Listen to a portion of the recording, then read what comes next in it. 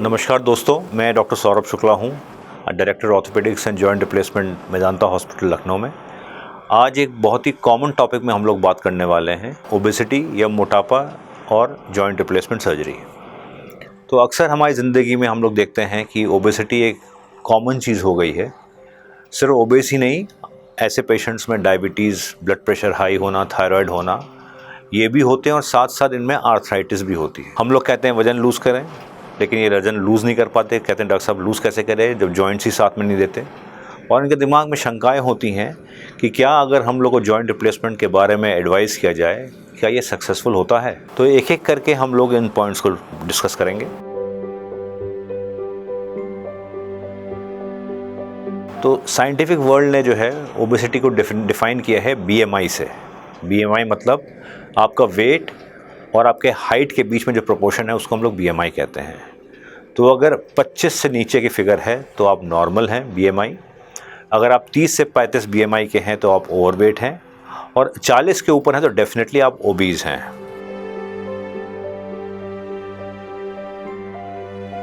चूँकि पेशेंट में मोटापा होता है इसलिए एनेस्थीसिया डिफ़िकल्ट हो सकता है। नंबर 2, चूँकि फ़ैट लेयर ज़्यादा होता है तो एक सर्जन को थोड़ा ज़्यादा टाइम लग सकता है एक्सपोज करने में। इंसिजन या आपके जो जॉइंट है वो ज़्यादा खुल सकता है। और तीसरा, इनमें हीलिंग भी कभी कभी ज़्यादा टाइम से होता है, या इनमें जो रिकवरी है वो थोड़ी लॉन्ग ड्यूरेशन की होती है। सेकेंड प्रॉब्लम हो सकती है कि इनमें कभी कभी ओबेसिटी की वजह से किसी पेशेंट्स में खून के थक्के जमने के चांसेस होते हैं, जिसके लिए हम लोग ऑपरेशन के बाद दवाई दे सकते हैं। तीसरी जो प्रॉब्लम आती है इनमें आती है, चूँकि इनमें भार ज़्यादा होता है इसलिए ये घिसते ज़्यादा जल्दी हैं। लेकिन इन सब के बावजूद भी जो पेशेंट्स ओबीज हैं और जिन्होंने ऑपरेशन कराया है उनमें सर्जरी के सक्सेस बहुत हाई हैं, 95 to 99% है।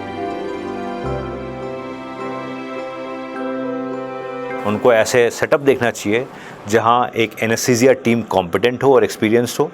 उनको ऐसा सेटअप देखना चाहिए जहां एक सर्जन को अच्छा एक्सपीरियंस हो जॉइंट रिप्लेसमेंट सर्जरी का। उनको ऐसे सेटअप देखना चाहिए जहां सर्जन के एक्सपीरियंस के साथ आपका टेक्नोलॉजी भी अवेलेबल हो, जैसे कंप्यूटर नेविगेशन, रोबोटिक, वो डेफिनेटली मदद करती है सर्जन को एक प्रिसाइज इम्प्लांटेशन डालने में।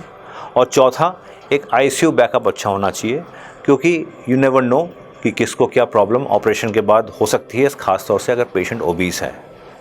एक सर्जन अपने पॉइंट ऑफ व्यू से क्या प्रिकॉशन लेता है या एक्स्ट्रा स्टेप लेता है, वो ये कर सकते हैं कि आपकी एंटीबायोटिक लंबे समय तक चल सकती हैं।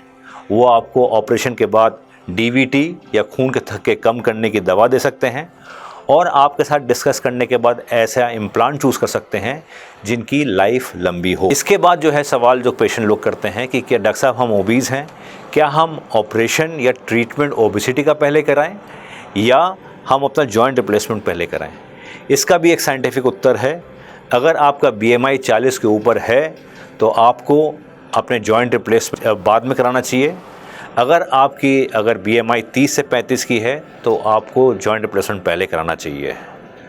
तो कंक्लूजन ये है कि अगर आप ओबीज हैं या ओवरवेट हैं तो आपका जॉइंट रिप्लेसमेंट उसके बाद भी सक्सेसफुल होगा, लेकिन आपको डूज एंड डोंट्स पता होना चाहिए, आपको प्रिकॉशन पता होना चाहिए, और आप ऐसे सेंटर को चूज़ करें जहां मल्टी डिसिप्लिनरी टीम एक साथ काम कर सकें।